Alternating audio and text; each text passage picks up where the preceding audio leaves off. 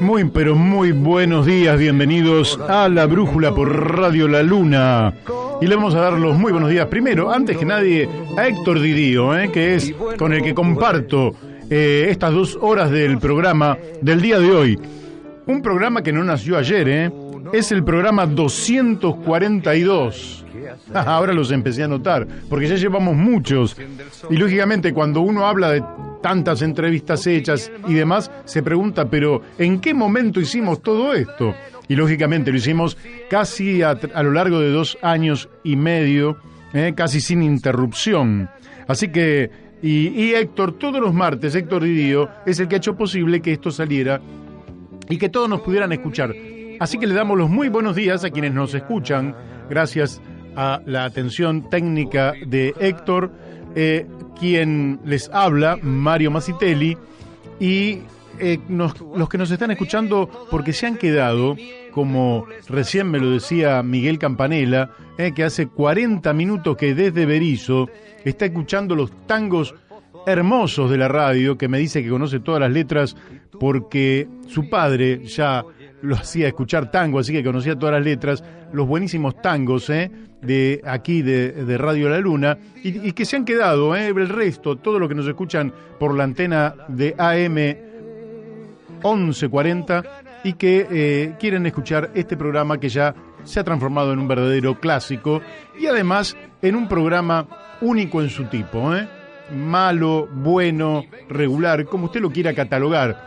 Algunas ediciones un poquito mejor, otras un poquito peor, pero somos un programa que tiene una impronta única y que por tanto están los que no le gustan y están los que le gustan y nos siguen, ¿verdad?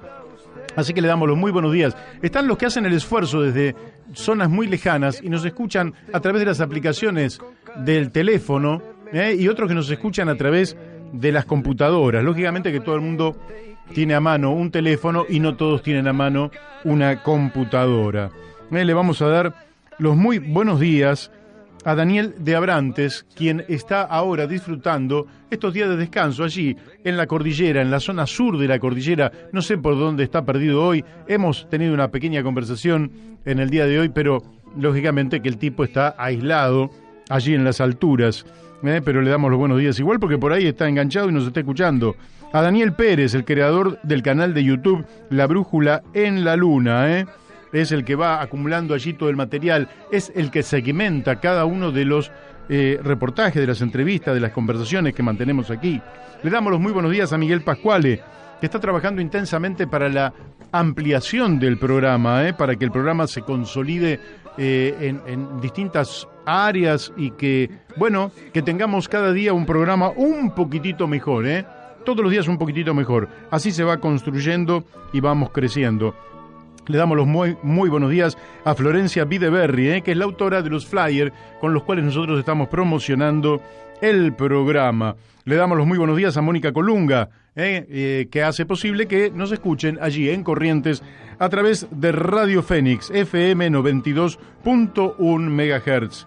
Y nunca nos olvidamos de Gustavo Figini, Elvio Yadanza y Alberto Muñoz, que llevan la brújula a Uspallata, Mendoza, a través de Radio La Paquita, FM 88.9 MHz.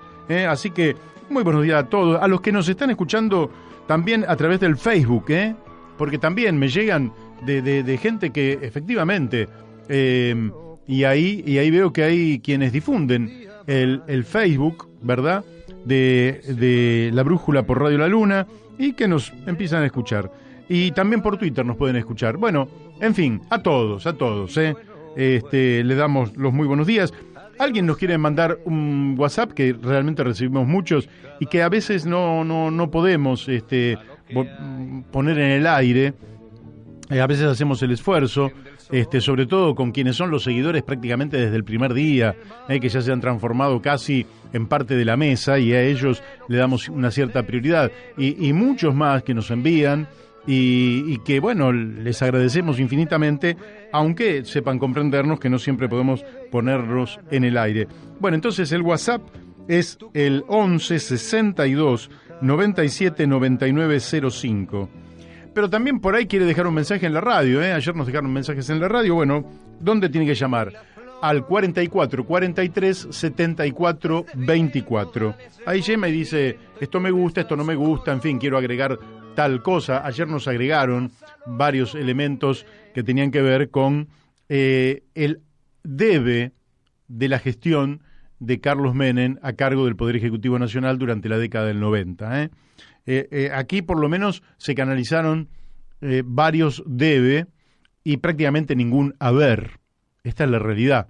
Quizás el haber se haya canalizado a través de otros medios de comunicación, pero aquí quienes nos escuchan o los que hacemos la evaluación de lo que fue aquella terrible gestión para la República Argentina, que es en parte por lo que se explica la decadencia en la que estamos inmersos desde hace tanto tiempo, tantos años, tantas décadas.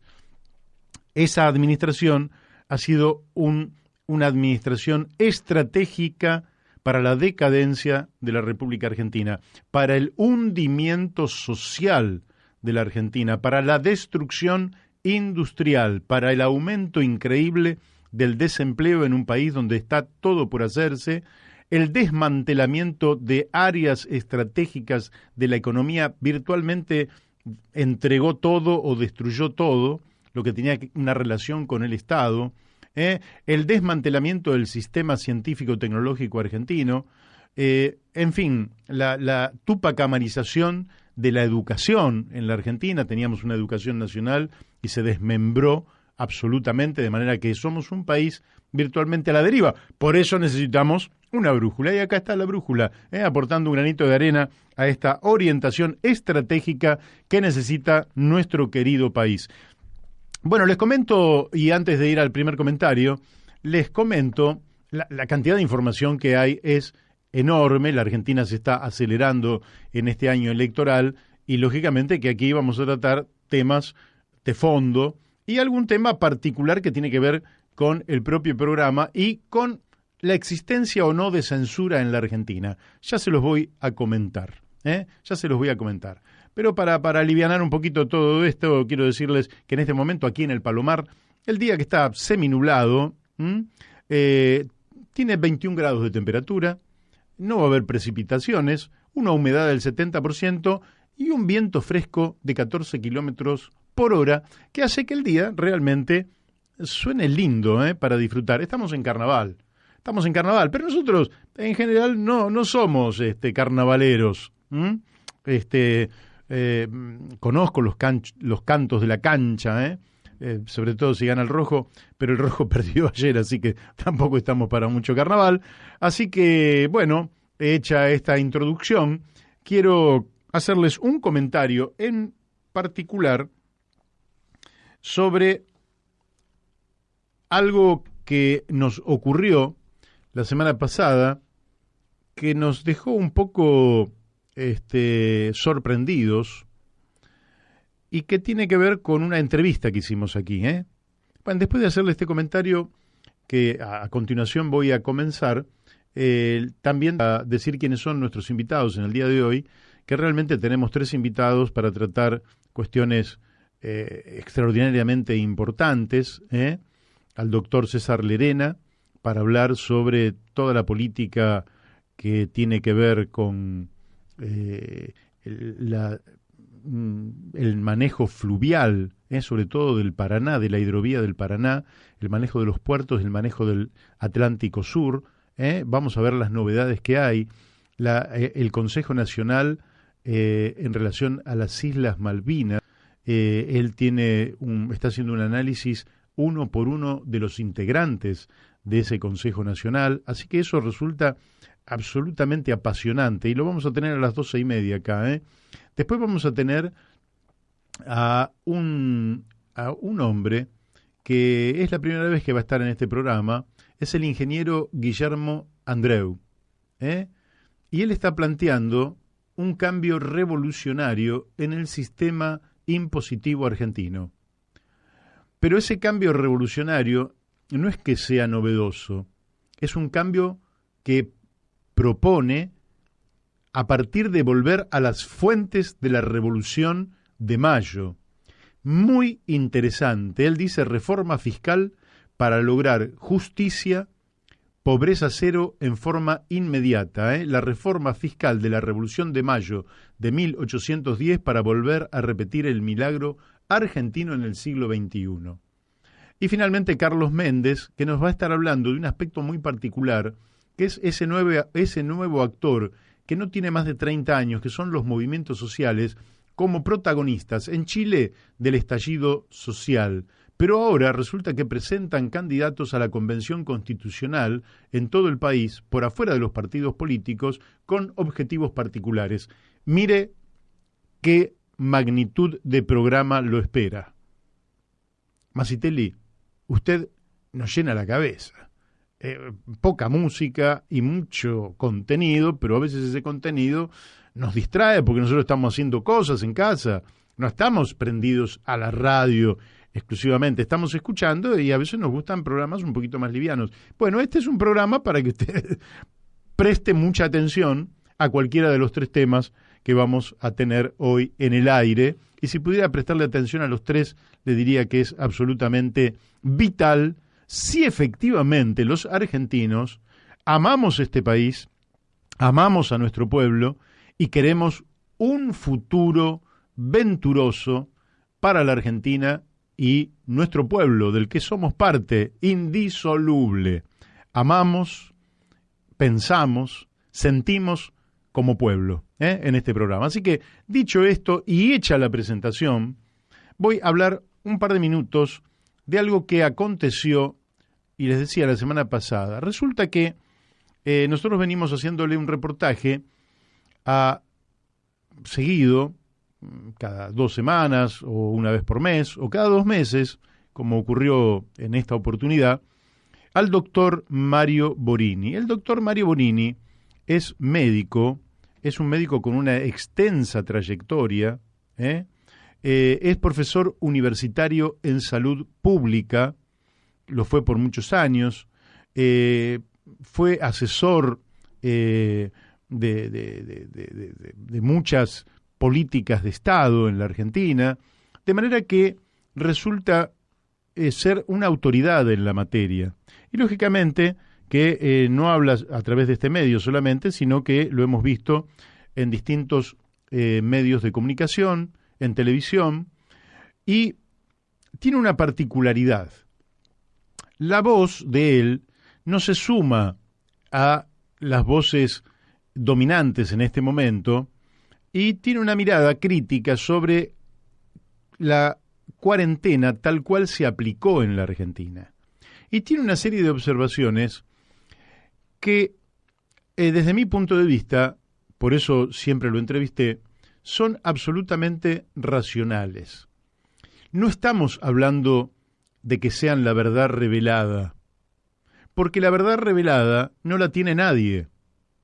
La propia Organización Mundial de la Salud ha cometido errores garrafales y se ha contradicho muchas veces, de manera que no podemos aspirar a tener una voz como si fuera la de un oráculo que nos va a decir absolutamente la verdad y solo la verdad y nada más que la verdad, porque estamos en el marco de una pandemia con un virus nuevo de dimensiones mundiales que no ha golpeado igual en cada lugar del mundo, con experiencias disímiles, que ha despertado debates, puntos de vista contradictorios, que efectivamente siguen ocurriendo cosas. Si usted toma, por ejemplo, yo reviso todos los diarios del día y entonces nos encontramos que en la India la dramática caída de los casos desconcierta a los científicos. ¿Qué quiere decir? Quiere decir que de pronto hay una caída muy importante en los contagios en la India y lo que los científicos preveían que iba a ocurrir no ocurrió. Ocurre exactamente lo contrario de lo que los científicos pensaban que iba a ocurrir. ¿Qué quiero decir con esto? Quiero decir que estamos en el marco de la incertidumbre, no de certezas absolutas, y por tanto las dudas, los cuestionamientos son tan válidos como las afirmaciones más absolutas que dicen cosas que después no se cumplen absolutamente. ¿Eh? ¿Qué cosa, no? Pero la ciencia, lógicamente, es una construcción de los seres humanos cuyas conclusiones, en general, no son inmediatas. ¿Por qué? Bueno, voy a tratar de explicarme de manera sencilla. Frente a un hecho desconocido, que no tiene una explicación satisfactoria, cualquiera sea, de cualquier naturaleza, en la física, en la química, en la biología, en donde usted lo busque, frente a ese hecho, la ciencia, es decir, los científicos, dan una hipótesis. Me parece que es esto. Luego, a través de un método científico, se hacen una serie de pruebas y si la hipótesis queda convalidada, se plantea esa hipótesis como una verdad científica transitoria. Ninguna verdad científica es para siempre, como no fue para siempre lo que dijo Aristóteles, o no fue para siempre lo que dijo Newton, que fue rebatido por Albert Einstein con su teoría de la relatividad. Y la teoría de relatividad de Albert Einstein podrá ser superada en algún momento atrás de una hipótesis nueva que hoy no se le ha ocurrido a nadie. Por tanto, es verdadero lo que hoy podemos probar. En el marco de la... ¿Los estoy aburriendo? Bueno, preste atención. Voy a ir cerrando. En el marco de la pandemia, lógicamente, se han tirado varias hipótesis y ninguna se puede convalidar como absolutamente indiscutible. Por tanto, desde este programa tratamos, con una visión científica y a través de una persona autorizada, como el doctor Mario Borini, que además trabaja con un conjunto muy grande de médicos, epidemiólogos, sociólogos, educadores, en fin, un conjunto para no tener una visión circunscripta al virus, sino tener una visión de conjunto, ¿verdad?, que nos indique los costos y beneficios de una u otra política, sin maniqueísmos. Bueno, nosotros hemos intervenido a través de este programa con estas sucesivas entrevistas donde el doctor Mario Borini ha expresado un punto de vista que no es el que impone el poder. El poder impone un punto de vista y dice que hay una única verdad. Y este pensamiento único ya sabemos que siempre es falso. No existe el pensamiento único. Entonces, nosotros hacemos la entrevista al doctor Mario Borini, la segmentamos, esto lo hace Daniel Pérez. Usted puede coincidir o no con el doctor Mario Borini, porque acá, lógicamente, cada uno es libre de coincidir o no con lo que se dice en este o en cualquier programa. Cada uno es libre y en ese ejercicio de libertad uno puede ir descubriendo quién tiene mejor intención, quién dice verdades más profundas, o quién miente alevosamente porque le pagan para mentir. A nosotros nadie nos paga para mentir. Nosotros no mentimos. Tratamos de no mentir. Si opinamos errado, bueno, ha sido un error. Punto. Pero nosotros trabajamos sobre la base de decir la verdad. Entonces, se segmenta la entrevista al doctor Mario Borini y YouTube dice que esa entrevista no va a salir. Y además nos dice que esa entrevista contiene información médica errónea. Y nos advierte que si nosotros insistiéramos, nos van a dar de baja el canal de YouTube. En primer lugar, digamos que esto altera el orden constitucional argentino, donde no existe la censura.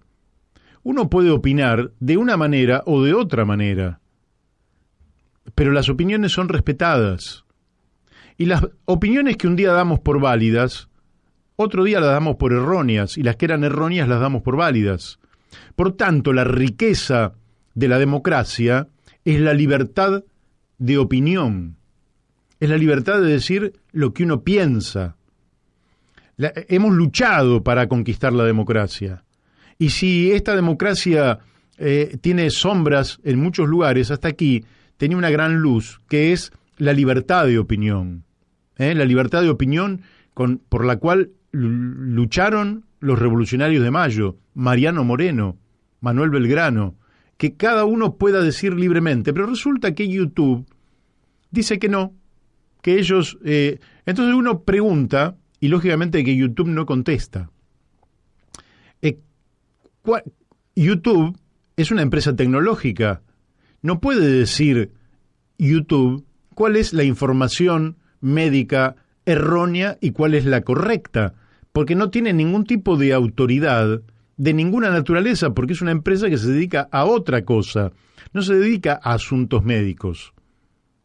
Entonces YouTube está censurando una opinión que es una opinión tan válida como cualquier otra, pero que además uno podría entender que existe esta censura si yo le hubiera pedido una opinión a alguien absolutamente ajeno al mundo de la medicina, al mundo de la epidemiología, al mundo de la salud pública, pero estamos hablando con un médico con extensa experiencia, que fue además terapista, es decir, estuvo 10 años a cargo de terapia intensiva, que profesor universitario en salud pública, de manera que este argumento se caería y YouTube tendría que decir nos equivocamos.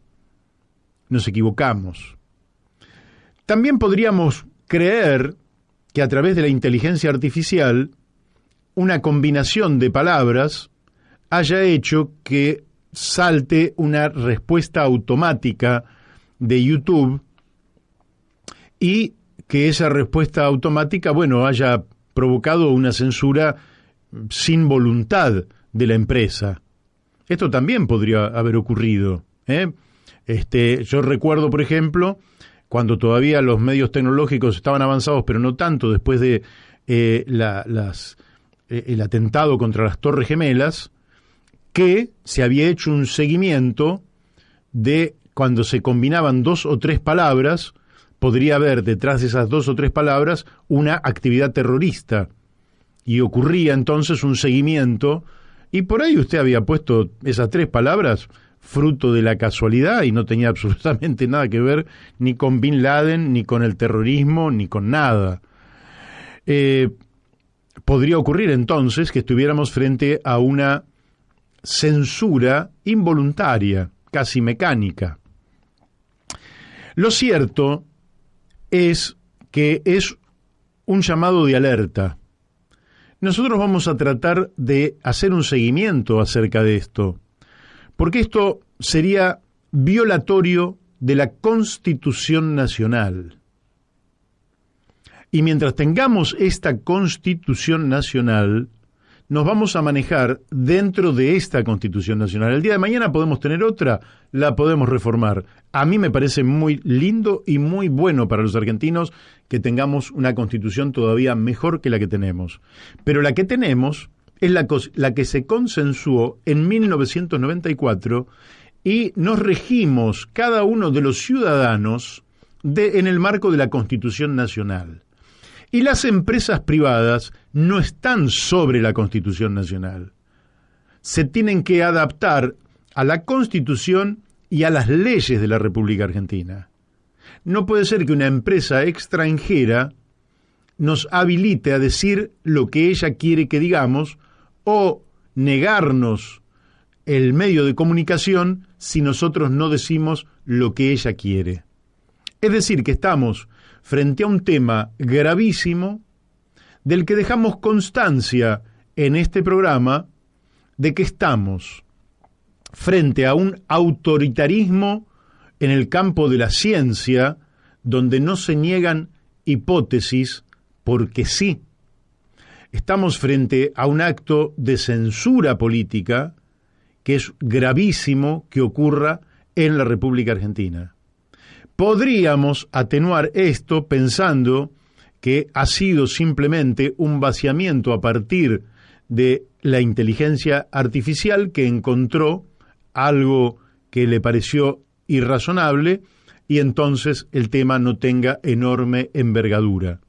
Pero correspondería que los poderes del Estado, y en beneficio del buen funcionamiento de la democracia, hicieran una investigación. Si ellos no lo hacen, nosotros vamos a tratar de hacer una investigación que nos indique si estamos frente a un acto ilícito por parte de una empresa privada extranjera que se quiere ubicar por sobre las leyes y la Constitución nacional, o simplemente frente a un error. Pero el error, en todo caso, no deja de quitarle gravedad al asunto, porque hemos luchado por la democracia, luchamos por la libertad, luchamos por la república en la Argentina, luchamos por la libertad de opinión de todas y de todos los argentinos. Acá cierro y entiendo que ya estamos en contacto con nuestro amigo César Lerena. César, muy buenos días. ¿Qué tal? ¿Cómo le va? Buen día, Mario. Buen día, Daniel. Bien, bueno, no, mira, lógicamente que te vamos a preguntar por la estrategia del Consejo Nacional de Malvinas, pero antes te quiero preguntar dos cositas que tienen que ver con Mar del Plata. Una, que había una suerte de alerta amarilla meteorológico porque aparentemente se venía una tormenta muy fuerte. ¿Qué está pasando desde el punto de vista meteorológico allí en Mar del Plata? Bueno, lo que percibo solamente son un estado medio de neblina. Por el momento no hay lluvias, ¿no? Ajá. Por lo menos no hay lluvias importantes en el lugar donde yo vivo.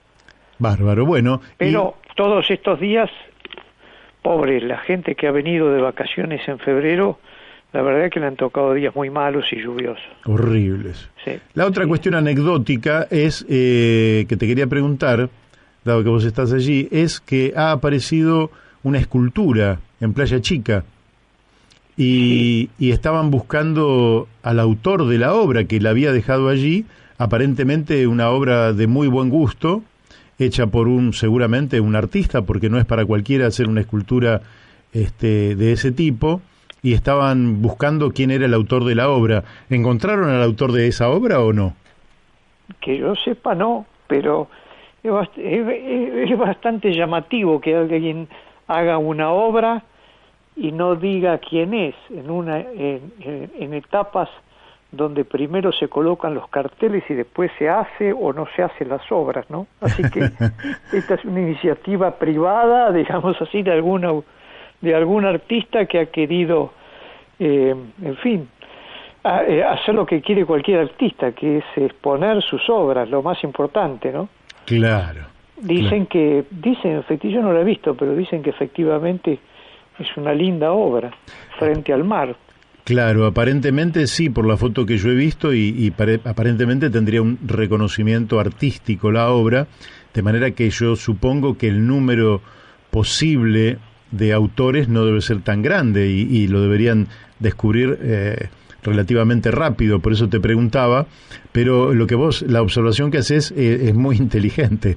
En un país donde se ponen placas de obras o carteles de obras que después no se hacen o no se terminan, acá hay una obra terminada que nadie está tratando de capitalizarla ni para el prestigio personal ni nada por el estilo. Realmente resulta sorprendente. Habría que ver si a la persona que buscan es para premiarla o para multarla. sería lamentable, para sacarle plata, sería lamentable. Bueno, César, como uno de los mayores especialistas en Atlántico Sur, autor de tantos libros y de tanto material, vos estás trabajando en un análisis sobre la estrategia del Consejo Nacional de Malvinas. Así es. Yo te pediría, para el público que nos está escuchando, que digas primero qué es el Consejo Nacional de Malvinas y después hablemos de la composición del mismo. Sí. Bueno, el Consejo Nacional de Malvinas pretende ser un ámbito donde determinado número de especialistas, expertos, legisladores de distintos partidos políticos elaboren una estrategia destinada a revertir la situación Argentina respecto a Malvinas, ¿no? Ujú. Si bien es cierto ese concepto... Ay, ay, ay. Claramente se ha cortado la comunicación. Bueno, paciencia, paciencia. Hay muchas cosas muy interesantes para preguntarle a nuestro amigo César Lerena y no nos lo vamos a perder por un pequeño problema técnico que hayamos podido tener, porque le vamos a preguntar también por los integrantes de ese consejo. También le vamos a preguntar, ¿estamos ya en contacto de vuelta? César, ¿estás allí? Sí, estoy acá. Sí. Ah, bueno, no sé qué pasó, pero se cortó. Exactamente. Bueno, no, estaba diciendo de que el Consejo es un ámbito donde se supone que una serie de expertos, legisladores de distintos ámbitos políticos, etcétera, académicos, juristas, etcétera, elaboren una estrategia destinada a ver de qué manera podemos recuperar parte o el total de nuestra soberanía en Malvinas. Ahora, ese consejo, que se crea mediante una ley, tiene para mí algunos defectos fundacionales, ¿no? Ajá. El primero, tal vez el más formal, es que el consejo asesor, así se denomina, esté presidido por el presidente de la nación, lo cual es, a mi juicio, un tanto absurdo, porque se asesoraría a sí mismo. Claro, exactamente. Entonces eso, pero eso, digamos, es una cuestión de orden formal. Pero este consejo es un consejo asesor no vinculante y a su vez está integrado por una serie muy limitada de personas, aunque se excede en el número que fija la ley.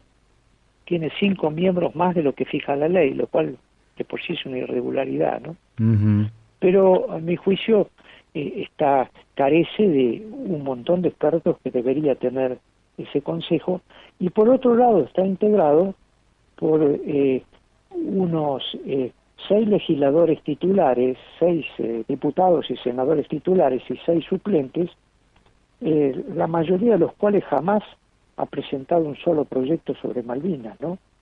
Mira. Y además que su mandato termina en el año 22, la mayoría, con lo cual la verdad que el sentido de permanencia, no digo, también erróneamente se plantea como que ese consejo plantearía una política de Estado. La política de Estado está fijada en la disposición transitoria primera de la Constitución, ¿no? Claro. Lo que hay que hacer es las tácticas necesarias de distinto tipo para colocar a la Argentina en una mejor posición. Dicho esto, es una buena iniciativa crear un Consejo Nacional de Malvinas. Me parece que debería ser con carácter más que asesor ejecutivo, ¿no? Claro, te quiero hacer una consulta que viene de un hecho casual, porque ayer nos comunicamos con el vicealmirante Javier Bravo de la Armada Peruana, que fue jefe del Estado Mayor en el Perú durante el conflicto que ellos tuvieron con Ecuador. Sí. Y entonces una de las solicitudes que estaban haciendo ellos es quitarle la condecoración que le habían dado a Menem, dado que Menem había, siendo garante de paz, había participado entregando armas al Ecuador en ese momento, ¿verdad? Y entonces esto me lleva a mí, porque él recordaba la actitud que había tenido Perú, realmente de una hermandad absoluta durante la Guerra de Malvinas, y se me ocurre si ese consejo no tendría que tener también asesores de América Latina, de pueblos hermanos que comparten la misma causa. Sí, claro que sí. Pienso que el cuerpo principal del Consejo, hay un montón de expertos y de personas que deberían primero estar integrándolos. Es muy llamativo que, por ejemplo, Defensa no esté dentro de ese Consejo. Ajá. por citar uno solo. Pero por supuesto que también podría constituirse efectivamente una serie de personas de otros países que podrían hacer un gran aporte en esta materia, ¿no? Ujú. Llamativamente hay personas que han salido a hablar ahora a propósito del fallecimiento de Menem, y uno de ellos es el general Balsa, Sí. que está integrando ese Consejo de Malvinas, y no nos podemos olvidar, yo no me olvido, y seguramente escribiré sobre la integración de Balsa en ese Consejo, que Balsa fue el jefe de las fuerzas militares del año 1991 al 99. Ujú. O sea, y además subjefe ya prácticamente del año 89, donde se firman los acuerdos de Madrid, etcétera. Claro. Entonces, Es decir, durante toda la etapa de las relaciones carnales. exactamente. Y Ujú. entonces, cuando yo empiezo a escribir esta saga, que seguramente tendrá 6 o 7 capítulos, Ujú. trato de definir quiénes son las personas que están dentro de ese consejo, porque de esas personas va a surgir claramente una política. Claro. No son inocuos, hasta los técnicos más insignificantes que pudiesen integrar ese consejo han participado en determinadas etapas o han dado determinadas opiniones, con lo cual podemos prejuzgar cuál es el camino que va a seguir ese consejo, ¿no? Claro. Y de esos componentes, ¿a quién has analizado como para darnos una idea? Bueno, los dos primeros, y ahora estoy precisamente trabajando en el tercero. Los dos primeros, quiero decir que dentro del Consejo hay personas muy valiosas, Bien. hay muy valiosas, sí, efectivamente, 4, 5, 6 o 7, no recuerdo así en este momento de memoria, son gente muy calificada que precisamente tenía que estar y está dentro del Consejo. Bien. Y después hay otras personas que entiendo que algunos han dado opiniones contrarias del interés nacional, como es el caso del primer del primer tema que traté, que es un experto en derecho internacional público, que es el doctor Marcelo Cohen, que ha dado opiniones muy concretas respecto que, por ejemplo, por citar tal vez la más grave, que en un acuerdo determinado con Malvinas y con el Reino Unido de Gran Bretaña, a los 30 años deberíamos darle un plebiscito a los isleños para saber si quieren seguir siendo parte de la Argentina o no. Ah, bueno. Y bueno, si Eso lo descalifica absolutamente para cumplir con el mandato constitucional. claro, y si esas declaraciones, la verdad que, bueno, son de un académico, que sin desmerecer, los académicos muchas veces trabajan en el campo teórico y tienen poco conocimiento de las cuestiones políticas y en materia de soberanía nacional. Uh-huh. Estas declaraciones escritas y publicadas las hizo hace 2 años atrás. Es decir, no es un pecado de juventud de hace 30 o 40 años atrás. Claro. Entonces, esa persona, más allá de sus grandes méritos jurídicos, que nadie los pone en duda, evidentemente tiene una posición ideológica, no me animo a llamarla así, pero británica, pero claramente que su proyecto va en contra absolutamente de lo prescrito en la Constitución y seguramente de lo que pensamos la mayoría de los argentinos, ¿no? Claramente, porque eso es territorio nacional ocupado a través de la violencia. Sí. Y recuperado a través de la violencia, es decir, hay muertes detrás de... Claro. Nos haya gustado o no, Malvinas, ahí tenemos muchos muertos que son muertos por el Imperio Británico, de manera que no se puede desconocer, más allá de la diplomacia, no se pueden desconocer los hechos concretos, que esto no lo tienen ellos fruto de la seducción de la población, sino que lo tienen porque del primer momento han invadido, colonizado y con el ejercicio de la fuerza han mantenido esa parte del territorio argentino bajo su poder. De manera que es inaceptable cualquier postura que ponga en consideración este principio. Y esa postura, bueno, podría ampliar mucho más, pero para citar esa, que junto a otra, ese es prácticamente un suicidio. Claro. Porque plantea de que en el quienes determinan quién se puede radicar o no en Malvinas, en un hipotético acuerdo, son los isleños. Es decir, si sumamos que los isleños van a decir qué argentino o qué no argentino puede radicarse en Malvinas, con esta posibilidad de hacer un plebiscito a los 30 años, estamos diciendo que se va a ratificar lo que es lógico, porque son británicos radicados en Malvinas, que a los 30 años van a ratificar su condición de británicos. Así que es un proyecto, eso solo, pero hay otras cuestiones que observo. Ese es un caso. El segundo, sobre el que he escrito, es sobre el actual director del Instituto Nacional y Desarrollo Pesquero, que es un zoólogo, seguramente muy meritorio en sus cuestiones relativas a la zoología y en el conocimiento de la biología, pero que, entre otras cosas, acaba de firmar un acuerdo con un instituto de investigación chileno que precisamente tiene una alianza estratégica con un instituto de investigación británico, con lo cual la pregunta que uno se hace, en junio del año pasado, la Cancillería suspendía las investigaciones pesqueras conjuntas con el Reino Unido, y ahora el Instituto de Investigación y Desarrollo Pesquero firma un acuerdo con un instituto chileno con una alianza británica. Léase, los británicos tienen acceso a la información sensible sobre la disponibilidad de recursos en el Atlántico Sur, y eso le favorece lógicamente, entre otras cosas, para otorgar la licencia británica pesquera que todos los años dan a empresas extranjeras que nos están extrayendo 250.000 toneladas anuales de pescado, o sea, unos 1.000 millones de dólares anuales. Ahora, qué poca actividad tiene nuestra Cancillería, es decir, parecemos un país ingenuo, con principiantes. ¿Qué es lo que pasa? ¿Falta voluntad nacional?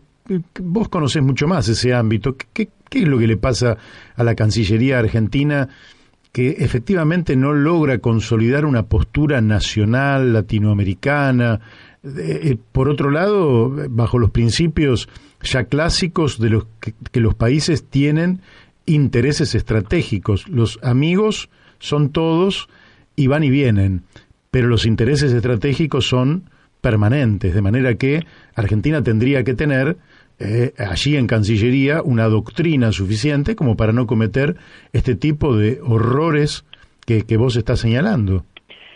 Y sí, bueno, convengamos una realidad, ¿no? Convengamos una realidad primaria, que es el estado de debilidad argentina respecto a las grandes potencias, que somos absolutamente dependientes, ¿no? Convengamos, tenemos que tener en cuenta eso, ¿no? Pero dentro de eso, países que han estado en la posguerra con dificultades gravísimas y con limitaciones también, inclusive militares, etcétera, como es el caso de Alemania, que con restricciones de todo tipo, sin embargo, llevó adelante una Segunda Guerra Mundial y hoy es una potencia mundial. Entonces, todas esas limitaciones seguramente existen en cada uno de los países, y mucho más en los países como el nuestro en estado de desarrollo, que somos dependientes, como es el caso de la cuestión de la soja nuestra, que somos prácticamente monocultivo soja y la base de nuestras exportaciones, con lo cual seguramente tenemos grandes limitaciones con China, etcétera.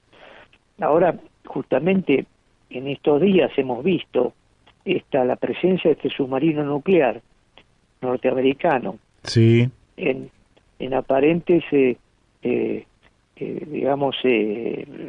trabajos en conjunto con el Reino Unido en Malvinas, pero previamente a eso, antes estaba esta patrulla americana también, haciendo una tarea que no tiene ningún sentido, porque el control de la pesca pasando las 200 millas es absolutamente inconducente. la Argentina, hasta que no resuelva el tema de las especies migratorias y digamos, ratifique el dominio de esos recursos, Claro. de nada sirve que luego de las 200 millas hagamos algún control, porque no tenemos capacidad, ni tiene capacidad Estados Unidos para hacerlo. Pero lo que queda claro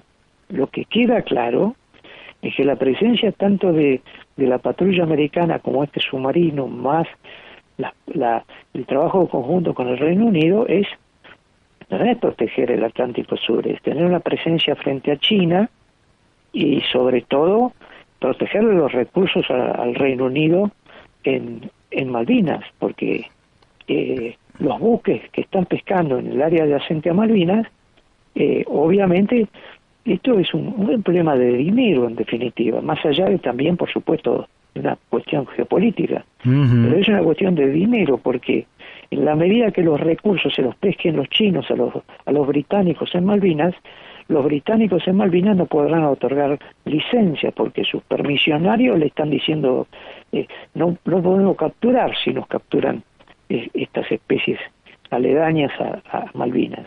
Entonces, esto lo que está demostrando es la voluntad americana de tener una presencia frente a China y por otro lado la ausencia total nuestra. Claro. Ahora, nuestra fuente de financiamiento para el ejercicio de la soberanía y la defensa nacional del mar argentino es la propia pesca. Es decir, que porque hay por ahí alguien que piensa, bueno, pero nosotros no estamos en condiciones de invertir dinero en controlar un mar tan extenso como el que tenemos. Pero eso, la paradoja es que justamente se financia del propio recurso, de manera que la lucha por ese recurso es absolutamente estratégica. Ahora, el mar argentino puede transformarse en una zona, por esto que vos acabas de mencionar, del submarino norteamericano, que por otra parte la Cancillería argentina se entera de la presencia de este submarino por un Twitter, no porque tengamos, o sea, lo cual habla de una desprotección absoluta, pero en ese Twitter queda al descubierto la colaboración de los británicos en Malvinas con la presencia del submarino norteamericano. Y el submarino norteamericano, y digamos de manera no oficial, pero sí dejando trascender, Estados Unidos dice: argentinos, no se preocupen, no estamos allí por ustedes, estamos allí por la presencia de China. Pero eso nos preocupa doblemente, porque sería que nuestro mar sería un ámbito geopolítico de disputa entre dos bloques excesivamente poderosos. ¿Qué pensás vos de eso? Ay, sí. Bueno, por un lado, la Argentina nunca le ha prestado atención a esta zona de paz y cooperación que se armó en todo el Atlántico Sur, donde intervienen todos los países de África Occidental, Brasil, Uruguay y Argentina, donde justamente se prohíbe todo armamento, etcétera, etcétera. Nunca ha tenido mayor interés, eso lo gesta Brasil en realidad, pero la Argentina nunca tuvo mayor interés en consolidar ese grupo, ¿no? Por un lado.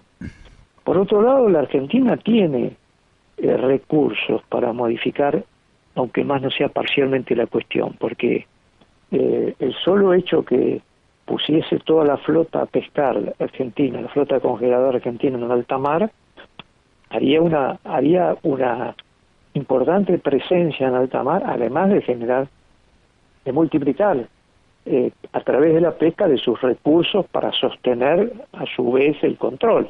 Porque si yo saco 100 buques a pescar a alta mar, estoy en condiciones de poner 100 buques más a pescar dentro de la zona económica exclusiva. Eso genera empleo, genera dinero, etcétera, etcétera. Claro. Pero la Argentina tampoco ha tenido un rol protagónico respecto a las flotas que pescan en alta mar, porque no ha habido más que posicionar las dos lanchas que tiene la Argentina, los dos pequeños buques que tiene la Argentina para controlar dentro de la zona económica exclusiva, que prácticamente no sirven para nada. Como digo, si los recursos pasan a 200 millas, esa flota no sirve para nada. Pero la Argentina no ha buscado una forma de acordar con esos países como China, Corea, Taiwán, etcétera, etcétera, que les sería muy beneficioso, porque esos países acuerdan con el Reino Unido en Malvinas.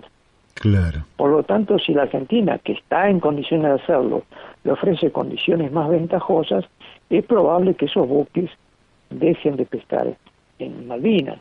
Y otro tanto ocurre con los españoles. Es verdaderamente una vergüenza que la Argentina, España, mejor dicho, haya declarado a Malvinas como un territorio argentino, pero sin embargo hace acuerdos con los ingleses, con barcos españoles, etcétera, joint venture, para pescar en Malvinas. Entonces, la diplomacia argentina en ese sentido no ha trabajado absolutamente nada.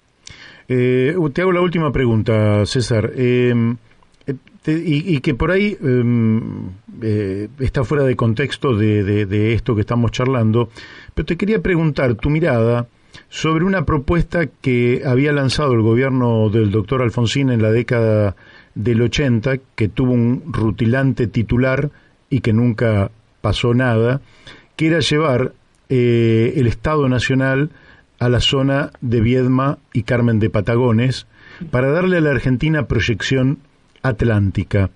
Esa idea, que finalmente no pasó absolutamente nada, pero esa idea, ¿te parece que es correcta? ¿Te parece que puede ser útil a la integridad territorial de la Argentina? ¿O te parece que directamente podría no tener ningún efecto práctico? Bueno, eso es, ahí caemos de vuelta un poco en lo mismo, ¿no? La Argentina, un proyecto de esa naturaleza es altamente costoso y realmente no sé si está en condiciones de llevarlo adelante, en primer lugar. En segundo lugar, me parece que primero habría que partir por la voluntad política con una estrategia destinada precisamente a recuperar como propio el Atlántico Sur, que está internacionalizado. Uh-huh. Me parece que con esta cuestión se está instalando como se está instalando la necesidad de nacionalizar de alguna manera la explotación del Paraná, prestarle más atención al Río de la Plata, se está instalando. Entonces, tal vez hoy el centro operativo más importante desde este punto de vista en los espacios australes es Tierra del Fuego, ¿no? Ajá. Es en Tierra del Fuego o en la zona de Tierra del Fuego donde se va a dirimir en gran parte el futuro argentino, ¿no? El paso por el Estrecho de Magallanes, la cuestión de la Antártida, etcétera. No nos olvidemos que el Reino Unido ocupa hoy 1.600.000 kilómetros cuadrados de territorio marítimo. César, nos queda mucho para la próxima, porque efectivamente esto que vos decís de la hidrovía del Paraná, el uso del Río de la Plata, el puerto de Buenos Aires, la necesidad quizás de un nuevo puerto de aguas profundas en la provincia de Buenos Aires, además de los que ya puedan existir, los puertos la propuesta de puertos que unirían Santa Cruz con Tierra del Fuego, para hacer el paso a través de aguas argentinas. Nos quedan un montón de temas, pero hoy el tiempo se nos fue. ¿Qué te parece si dentro de no mucho volvemos a hablar? Dale, cómo no. Bueno, les mando un abrazo y muchas gracias por llamarme. No, gracias por tu participación aquí en La Brújula. Fuerte abrazo. Adiós, un fuerte abrazo. Bueno, hemos hablado con el doctor César Lerena, experto en el Atlántico Sur y pesca. Ahora vamos a la tanda de la radio y después venimos con el ingeniero Guillermo Andreu. Bueno, seguimos aquí, Qué interesante esto que nos contaba César Lerena, porque da la impresión muchas veces de que la política exterior argentina corre en desventaja. Sabemos que no somos una gran potencia y lógicamente que de eso tienen conciencia los extranjeros y también tenemos conciencia nosotros. Pero nosotros necesitaríamos una Cancillería altamente calificada que pudiera mantener con el poder político una un diálogo, por decirlo así, porque los presidentes van cambiando, pero la política exterior argentina no puede cambiar con cada presidente. Es cierto que uno puede hacer más, poner más el acento en una cuestión y otro poner el acento en otra cuestión. Ocurre que las circunstancias también pueden aconsejar, pero la política exterior argentina debería tener una continuidad estratégica que emana justamente de la Constitución Nacional, por lo menos en el tema de Malvinas, que hemos conversado con el doctor César Lerena. Y ya estamos en contacto con el ingeniero Guillermo Andreau. Buenos días, Guillermo, y dígame si he pronunciado correctamente su apellido o habría que hacerlo de una manera distinta. Mario, sí, se pronuncia Andró. Andró. E-A-U es O, así que sería Andró. Sí, sí. Pero bueno, yo estoy acostumbrado a que me digan. Claro, porque lo argentinizo o lo claro. españolizo, si se quiere, siendo un apellido francés. La versión española es Andreu, digamos, ¿no? Andreu. Exacto. Claro, Andreu. Está bien. Bueno, yo pronuncié cada una de las letras de su apellido, por lo menos los que nos están escuchando, si lo quisieron anotar, van a poder anotarlo correctamente conforme la mala pronunciación que yo he tenido. Guillermo, sí. Nos interesa muchísimo su punto de vista, basado lógicamente en sus conocimientos, respecto de la política impositiva, es decir, las sociedades han creado estados, tienen gobiernos, esos gobiernos tienen deberes que cumplir, obligaciones, eso tiene costos y esos costos hay que solventarlos de alguna manera. Y hay dos formas principales de solventar esos costos y me encantaría que usted pudiera explicarnos cuál es la diferencia entre solventarlos de una manera o de otra. ¿Y cuáles son sus consecuencias posteriores en hacerlo de una manera o de otra? Bueno, lo escuchamos.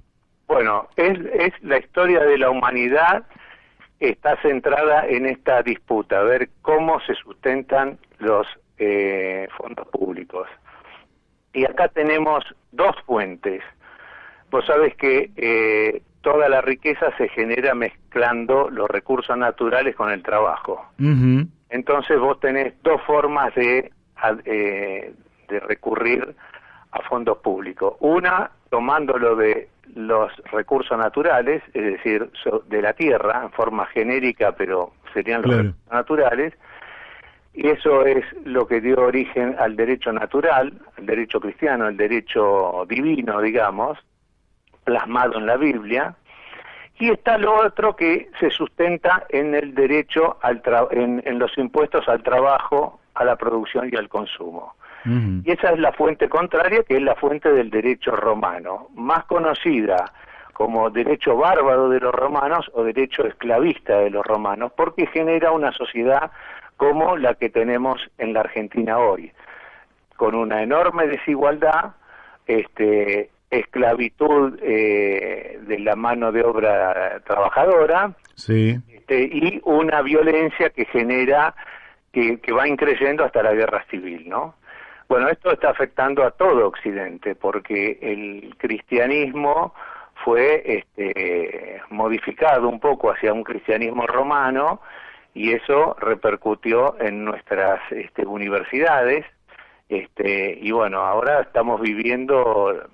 No hemos dejado de vivir nunca las consecuencias.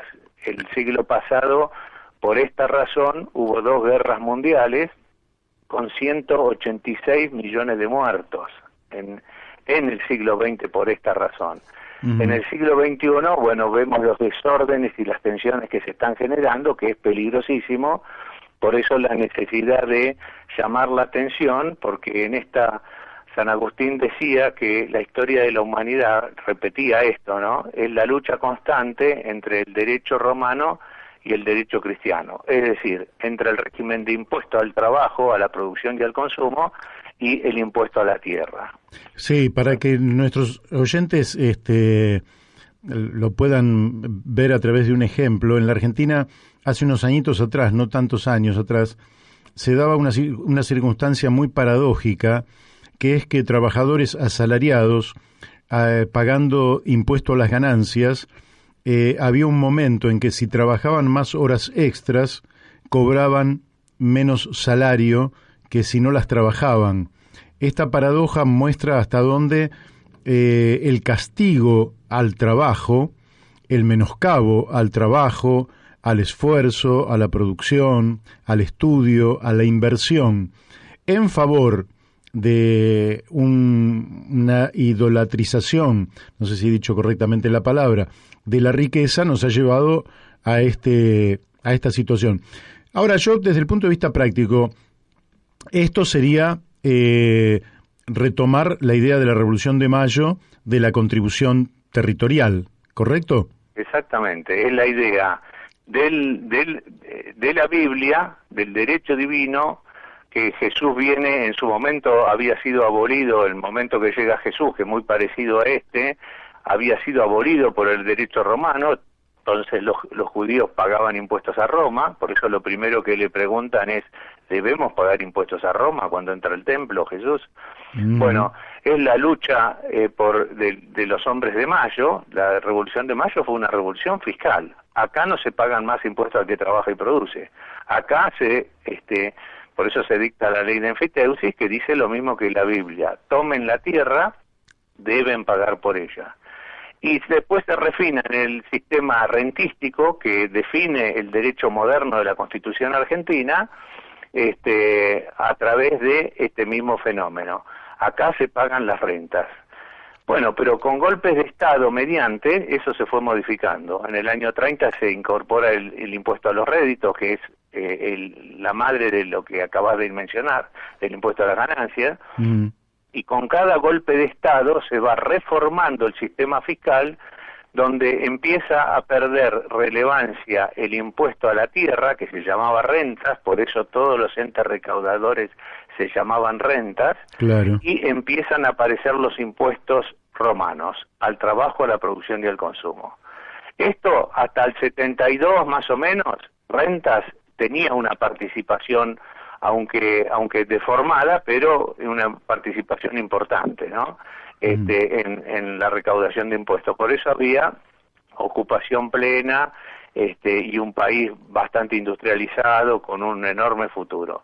Bueno, cuando se implementa el IVA, antes ingresos brutos también, para ir minando el trabajo fenomenal que hace las rentas sobre la sociedad, porque logró ese milagro argentino, que, ojo, lo repiten los americanos. MacArthur en Japón, posguerra, hace exactamente, implementa el sistema rentístico de la Constitución argentina y logra el milagro argentino, se repite en Japón.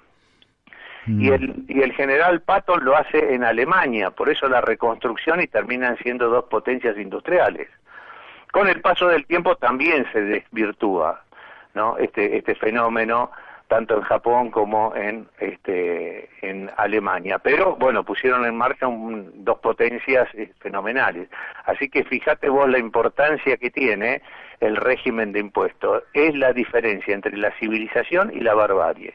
Nosotros vivimos en barbarie, en argentinos enfrentados unos a otros, por el régimen de impuestos que se enseña en nuestras facultades. Así es. Ahora, se omite el sistema fiscal constitucional de rentas, que es la base de la civilización. Así que fíjate qué importante será. Y con cada golpe de Estado, bueno, ahora ya no necesitan más golpes de Estado. Fíjate vos que tenemos un gobierno popular y subió 14 impuestos. En vez de bajar los impuestos y darle espacio al impuesto a la tierra, creó 14 impuestos más, que es muy parecido a lo que hizo el faraón en tiempos de Moisés. Cuando lo pueden ver en la serie Moisés, que está en estos días en Telefe. Mira. Cuando Moisés va y arde la zarza y se comunica con Dios, dice, yo voy a endurecer el corazón del faraón.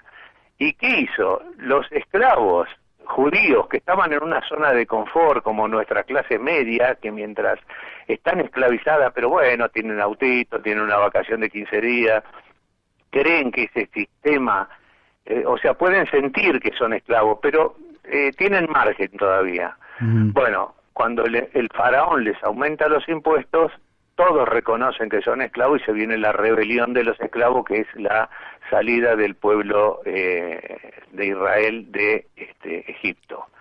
Así que esa fue, hoy todas las migraciones también están basadas en esto, este fenómeno de migración que hay de gente desesperada porque no encuentra en su territorio un metro cuadrado para vivir y trabajar. Y esto pasa en el desierto verde argentino, sí, donde los argentinos no tienen un metro cuadrado para tener a sus hijos. Terrible, es terrible. Terrible. Eso. De hecho que sí tienen los animales, pero por legislación violentada no tienen los propios argentinos, que tienen que dormir en los umbrales o en las villas miserias en una forma subhumana. Y todo esto lo tenemos en nuestra historia. Somos el único país en el mundo que institucionalizó, primero con la ley de enfiteusis, que después se utiliza mal y se utiliza para acaparar tierra, bueno, es otra cuestión. Pero la ley de enfiteusis dice lo que tomen la tierra que necesiten, paguen por ella. Bueno, todo esto está desvirtuado y lo más terrible es que no se conoce ni se quiere conocer en nuestras facultades de ciencias económicas y hacen caso omiso los economistas de esto. Por suerte, vos conocés, por ejemplo, el grupo de Carlos Lunch, Instituto Gesell, que están reviviendo el pensamiento de la Escuela de Economía Natural del Río de la Plata, fundada por Manuel Belgrano, porque todo esto lo trae Manuel Belgrano, y que bueno, tuvo varios hombres muy importantes, ¿no?, que han colaborado con esto. Uno de los últimos y más importantes es Silvio Gesell. Por eso el instituto lleva el nombre de Silvio Gesell, ¿no? Sí, sí. Ahora, es interesante también para la gente que nosotros tenemos un Estado cuyo presupuesto en realidad nunca sabemos exactamente de cuánto es, porque la Argentina, los presupuestos, en fin, llegan tarde, son generalmente dibujos, pero vamos a redondear una cifra de $100.000 millones, ¿no? Sí. Ahora, es muy raro que un país de casi 3 millones de kilómetros cuadrados, con un mar extraordinario, no tenga capacidad de tener rentas por esos $100.000 millones. Eso justamente porque se han apropiado del territorio, lo han utilizado en beneficio propio, en detrimento de la comunidad, y ha impedido justamente que el Estado se financie a través de esta tributación. Exacto. Bueno, las rentas públicas quedan en manos de los dueños de la tierra y de las compañías que explotan los recursos naturales. Ese es el objetivo central.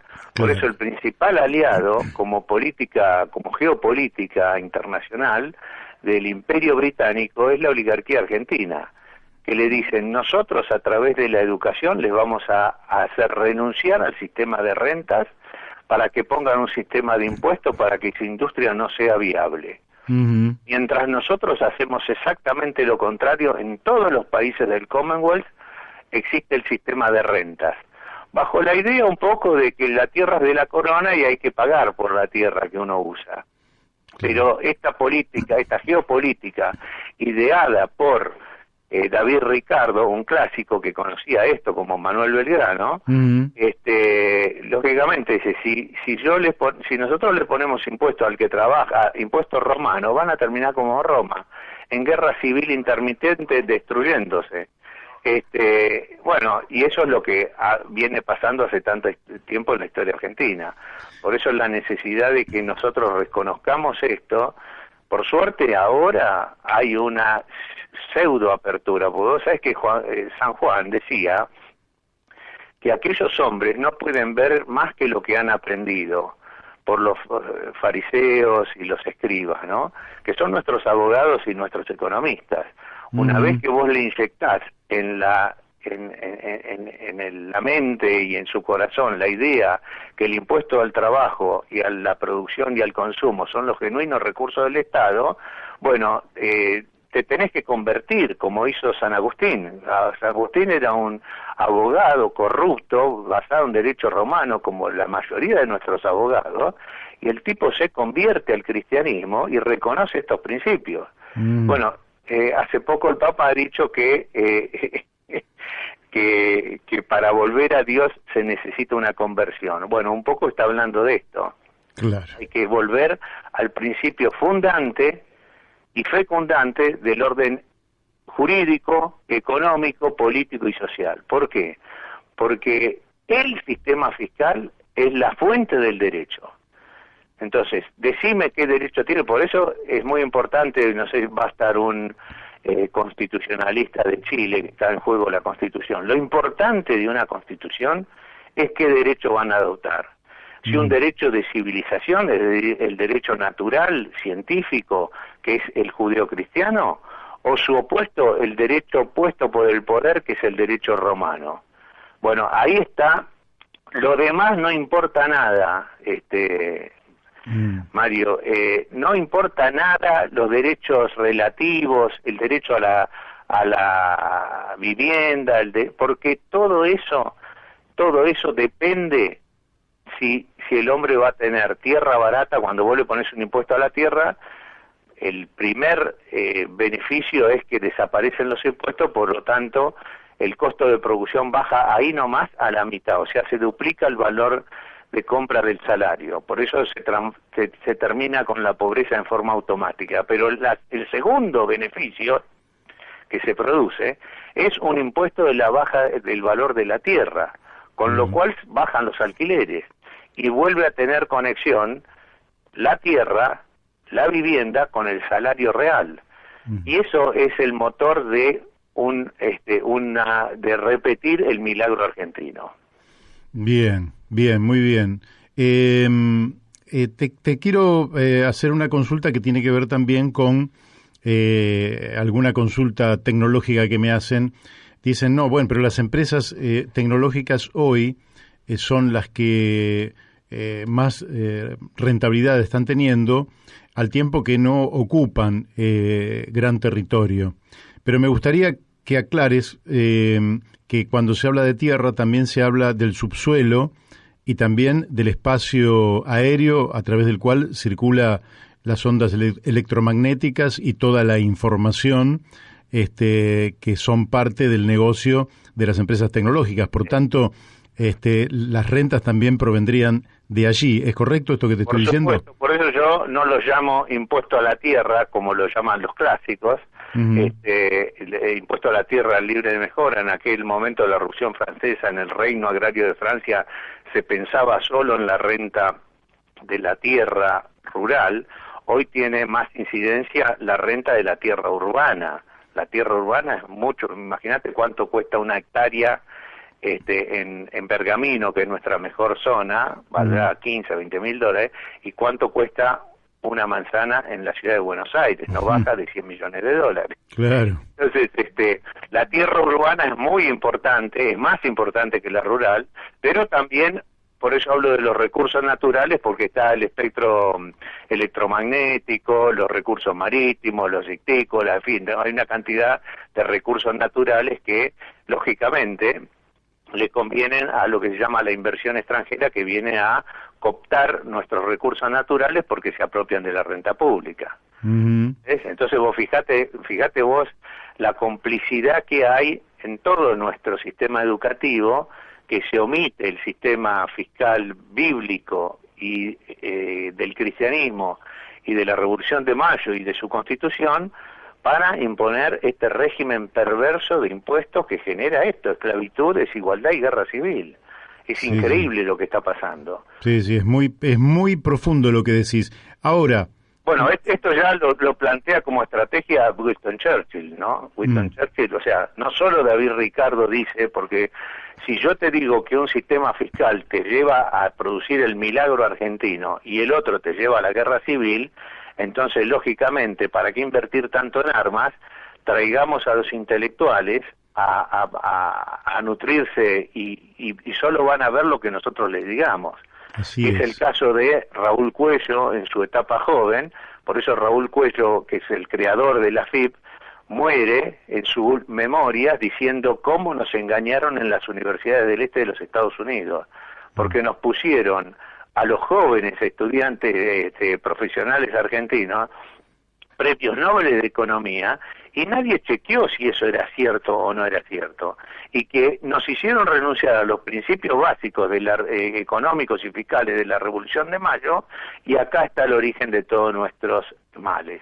Bueno, esto hace poco me lo acaba de reconocer también Adolfo Sturzenegger, un gran responsable de toda esta decadencia que tenemos. Bueno, está preparando un trabajito, pero todos cercanos ya a la muerte, a los 80 y pico de años, se confiesan y que han sido engañados. Si no tendríamos que hablar de enorme traición a la patria, lo que hizo Cavallo, Menem y todo esto. Bueno, sí, Cavallo sigue insistiendo en lo mismo, pero hay economistas, por ejemplo, que nosotros hemos tenido aquí en el programa y que realmente tienen una gran amabilidad para las entrevistas, que es Walter Graciano, pero que no quiso hablar de sus libros, pero en sus libros Walter Graciano plantea cómo los habían a ello infusionado, digamos, de un conjunto de ideas que las creían a rajatabla, y que él empezó, no te voy a contar toda la anécdota, pero que él lo dice en el libro, él cuando vio la película Una mente brillante de John Nash, aquel hombre matemático que fue premio Nobel y que tuvo un papel muy importante en la teoría de los juegos, donde este premio Nobel dice: nosotros hemos rebatido a Adam Smith, y dice que a partir de ahí él empieza a investigar, lo dice Walter Graciano, y observa que efectivamente hay una gran mentira, y cómo podía ser que universidades tan prestigiosas como la de Chicago fueran difusoras de tantas mentiras, pero atrás entonces de la Universidad de Chicago estaban las petroleras, estaban las financieras y un conjunto de intereses para propalar ideas que efectivamente son ideas por lo menos inconvenientes para el interés de los pueblos, aunque absolutamente conveniente para estas minorías privilegiadas. Bueno, Milton Friedman, de la Escuela de Chicago, lo conocía muy bien esto, escribió varios libros, y siendo la política fiscal la más importante fuente de la economía, no habla un punto de tributo. Pero ¿qué pasa? Cuando viene a darle una mano a Chile se levanta como se levantó Alemania, como se levantó con Patton, y Japón con MacArthur, con el sistema rentístico de la Constitución Argentina. Ahora, ¿y por qué no lo menciona ni lo nombra? A veces yo tengo los videos en que Milton Friedman lo menciona en sus conferencias, pero con la salvedad, y dice: Rose, que es la mujer, me va a matar cuando yo diga esto, pero el mejor impuesto es el impuesto de Henry George, que es el impuesto a la tierra. Bueno, George es un gran cristiano, ¿no? Pero no tenía un gran escritor, realmente fue muy influyente, pero lo barrieron a Henry George, lo terminaron matando, porque le gana a Roosevelt la alcaldía de Nueva York, él queda segundo, y entonces en las próximas elecciones se iba a imponer, pero bueno, eso es otra historia. Pero lo que te quiero decir es que acá hay un gran engaño en las universidades. Por eso yo en el 2012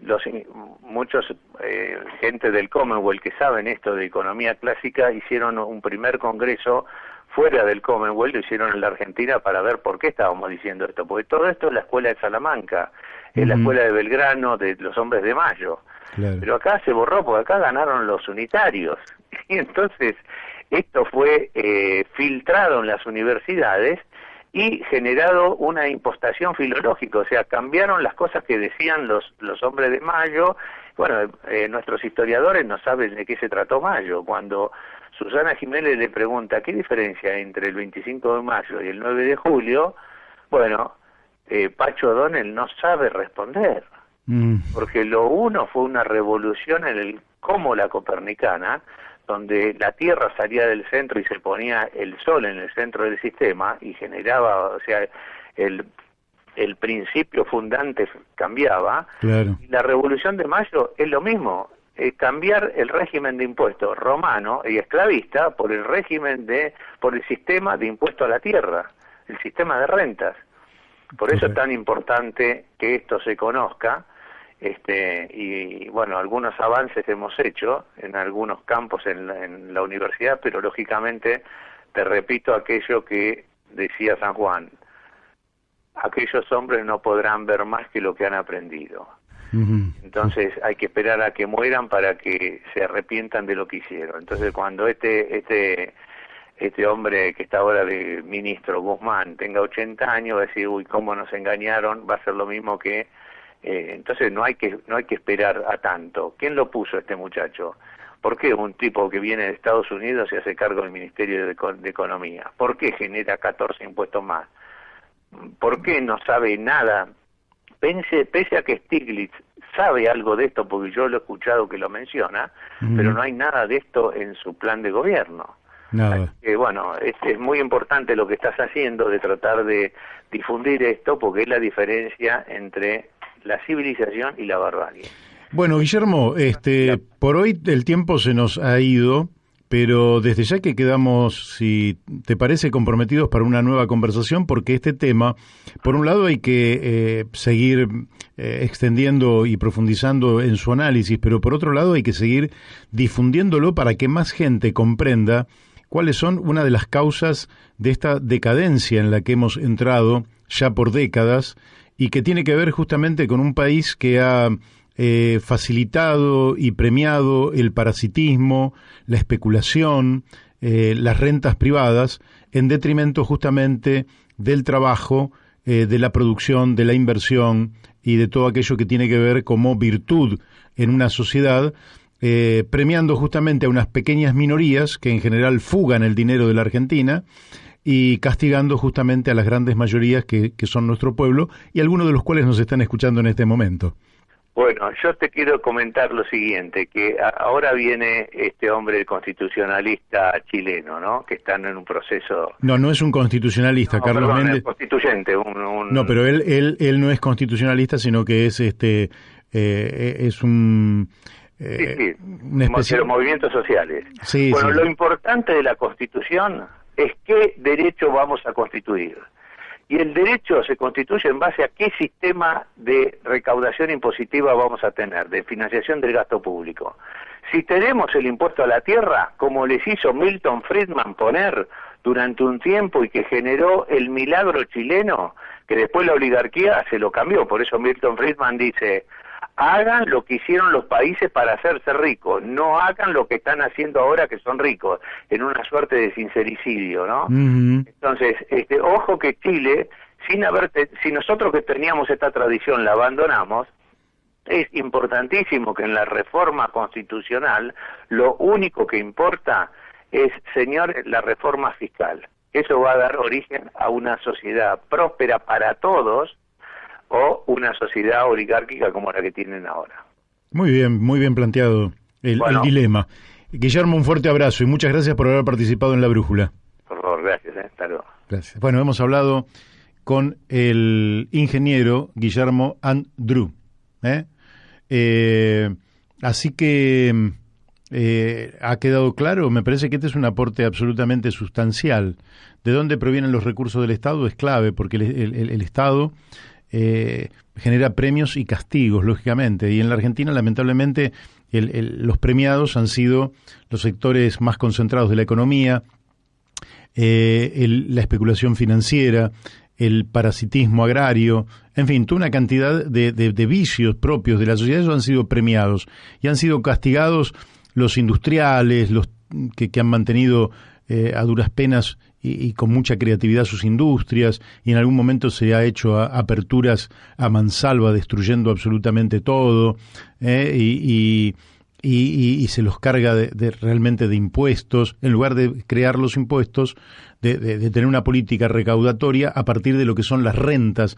Las rentas no son el fruto del trabajo, sino que son el fruto de la naturaleza, de lo que es preexistente a nosotros, aquello con lo que nosotros no tenemos ningún mérito y que están y que por tanto son bienes comunes. Y de esos bienes comunes extraer los recursos para el Estado es la gran sabiduría para administrar correctamente a las sociedades modernas y de allí surge la prosperidad y el bienestar general. Si cambiamos eso en algún momento, seguramente cambiaremos y mejoraremos la historia de la Argentina.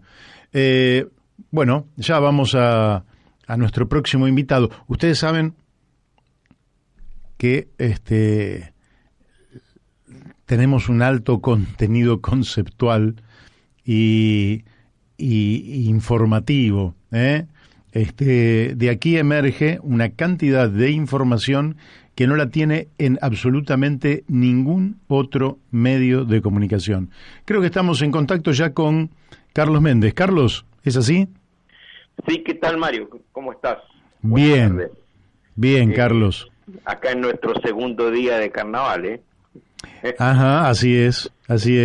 Sí, hoy me mandaron fotos desde Jujuy, unas fotos de un diablo que les da alegría por 7 días, pero no me quiero meter en temas teológicos porque simplemente son temas artísticos y son la alegría del carnaval en muchos lugares. Nosotros, más que carnavaleando, lo que estamos haciendo es continuando con nuestro programa y tratando de difundir las ideas que nos vayan permitiendo a los argentinos salir de esta situación de postración para entrar en una etapa mucho mejor para la inmensa mayoría de nuestro pueblo. Vos sabés que recién, no sé si estabas escuchando al ingeniero Guillermo Andrú, que es de allí de La Plata también. Sí. Y él decía que Chile, si va a discutir desde cero una constitución, el punto nodal es justamente en qué derecho se va a sostener. Si se va a sostener en el derecho romano, que es un derecho oligárquico, o se va a sostener en un derecho, él dice cristiano, yo podría decir social, un derecho fraterno, que extrae los recursos para el financiamiento de la cosa pública, de las rentas propias del Estado, o va a obtener esos recursos con los cuales va a financiar las tareas propias del Estado moderno, del trabajo, la producción y de la inversión. Esto define 2 modelos distintos y sería bueno que se tuviera en cuenta en la inteligencia que va a participar en la reforma constitucional de Chile este tema, que no es un tema menor, es un tema de fondo, porque la desvirtuación de este tema le significa a la Argentina haber entrado en un ciclo decadente desde hace demasiado tiempo. Aquí cierro. Me gustaría que me cuentes cómo están los movimientos sociales participando en la vida política de Chile, cuál es su rol, cuáles sus objetivos, en qué están pensando y cómo interactúan justamente con los partidos políticos. Claro, mira, Mario, recordemos que nosotros antes del receso de enero, en el mes de diciembre, estábamos preocupados o informando sobre 3 temas. Uno eran, digamos, los cupos. Se estaba debatiendo los cupos, que finalmente fueron 17 cupos reservados para los pueblos originarios. Sí. Me refiero, digamos, a la Convención Constitucional. Ese era uno. El otro, digamos, hacer un proyecto de ley, digamos, para el voto anticipado o voto por correo, que todavía pasó en trámite. En marzo se va a ver el segundo trámite en el Senado. Todavía no es seguro si se va a poder aplicar en las elecciones del próximo 11 de abril. Y el tercero, que había comenzado la inscripción de los candidatos. En relación a lo que vamos a conversar hoy día, es informar más bien sobre la presentación de candidatos independientes. La información que nosotros teníamos, que los independientes de algunos que conocemos, es que eran individuos, personas que estaban reuniendo avales, firmas, que se hacían todas por vía internet, directamente con el servicio electoral, y tenían que reunir una cantidad de avales como para poder afirmar su candidatura. Y muy poco sabíamos de la inscripción de listas de independientes. Ese tema no lo conocíamos, solamente apareció en un medio amigo, Radio Universidad de Chile, el 23 de diciembre, apareció una información al respecto, pero nada más. Afortunadamente el viernes, y cuento la historia completa, porque seguramente nos están también escuchando desde Chile, recibí un video vía WhatsApp de una candidata a convencional del distrito 12. Ella es Tamara Abello Vázquez, que me lo envió porque es hija de un amigo y compañero de militancia MAPU de los años 70, Sergio Abello Cox, detenido, preso político, torturado, que secuelas de ella falleció, digamos, a principios de los 80. Y con esa información de su hija, estuve investigando este tema, su candidatura por el distrito 12, y es en la región metropolitana, y después de otros sectores. Y resulta de que la lista en la que ella participa se denomina tan simple, la lista del pueblo.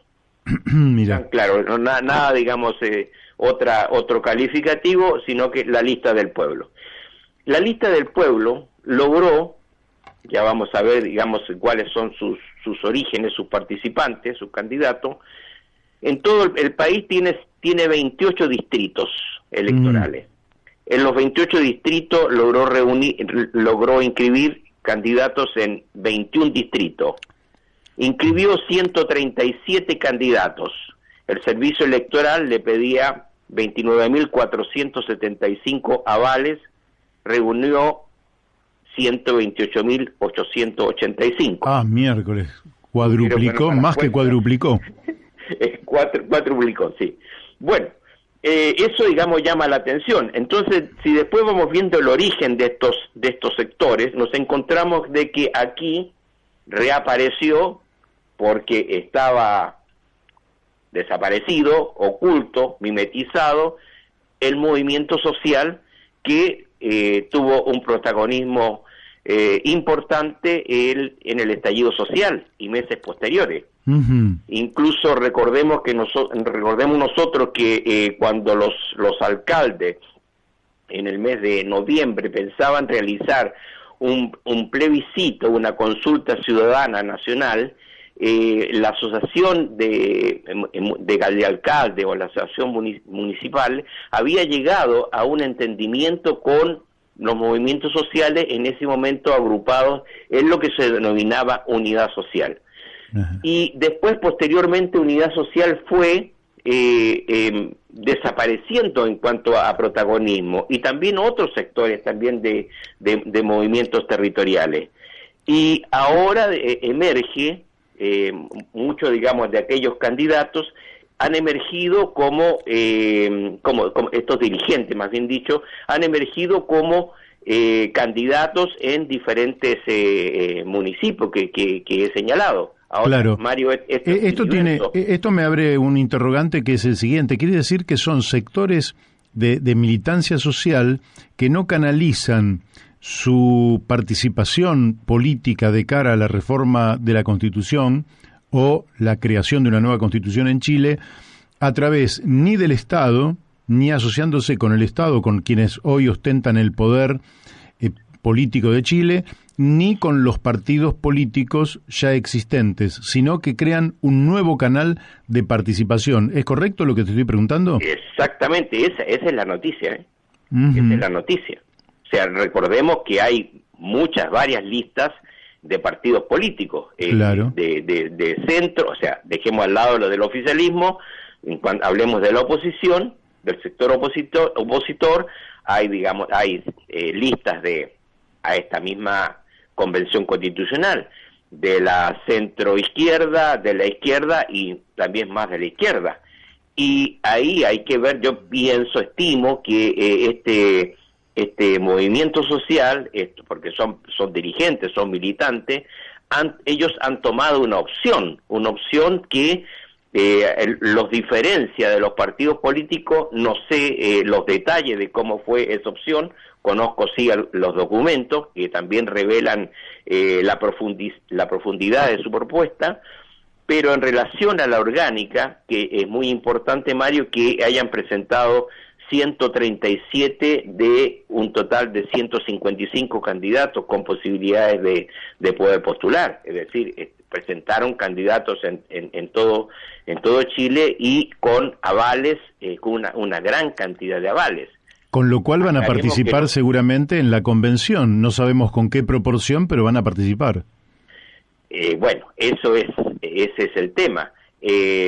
Pero digamos, este asunto de los avales no podían ser militantes de partidos políticos porque el CERVEL los descartaba, al igual que tampoco podían ser de distritos diferentes, es decir, los candidatos del distrito 12 solamente pueden ser apoyados por independientes del distrito 12, etcétera. Claro. Entonces eso es una dinámica diferente, nueva y no menos importante. O sea, 128.885 avales es superior o semejante a una de las internas primarias que hicieron algunos partidos políticos que llegaron a esa cantidad como total de votantes, 130.000 votantes. Esta cantidad de avales es superior a los votantes que tuvo el Frente Amplio en una primaria que realizó, al igual que la Unidad Constituyente. Ahora bien, vamos a ver cómo esto, que es un mínimo, Mario, tú tienes experiencia también en lo que es en lo que son avales, sí. La ficha, pero es un piso que de ahí para arriba vienen los votantes. Absolutamente. Puede multiplicarse por varios, por 3, por 4, por 5. Entonces ahí es lo que vamos a seguir estudiando con el sistema DON que existe en Chile, la capacidad que puede tener este movimiento social. Lo importante es que el movimiento social tiene una lista nacional, que es la lista del pueblo, y que además tiene, y eso es muy interesante, digamos, para Daniel, que siempre consulta, una propuesta al país, una propuesta de constitución. Ajá. ¿Qué particularidad podrías mencionar de la propuesta de constitución que lleva este sector que no estuviera contemplada justamente en las propuestas de los partidos políticos tradicionales? Claro, mira, en primer lugar, no hay... O sea, hay muchas propuestas, yo tengo varias propuestas escritas de diferentes sectores, de fundaciones, institutos, centros que trabajan con partidos políticos, pero el elector necesita una propuesta, no digamos de una propuesta de los, me refiero de los candidatos. Claro. Propuestas pueden haber muchas, o sea, hay muchas propuestas también de estos candidatos, de estos precandidatos independientes que intentaron hacerlo y no, en fin. Lo que este sector, lo que esta lista, no lo puedo llamar un partido político, pero sí es un sujeto político. Sí. Del momento que está funcionando, digamos, en los términos legales, digamos, que rigen para este proceso constitucional en Chile. Ellos presentan una propuesta que la titulan por un Estado constitucional, ambiental, igualitario y participativo. Posteriormente van definiendo cada uno de esos principios, lo que plantean los deberes constitucionales, la vocación participativa y la valoración de la democracia y la actividad política. En relación a cuestiones concretas y un regalo para ti y también para Miguel Ángel Solar, que está en Temuco, proponen establecer un sistema unicameral. Bien, muy bien. Un régimen de gobierno semipresidencial o similar, con una regionalización efectiva y mecanismos de mayor participación ciudadana en la sociedad y de la sociedad civil en la toma de decisiones, combinando la democracia representativa con instrumentos de democracia directa. Es decir, tienen digamos un programa total.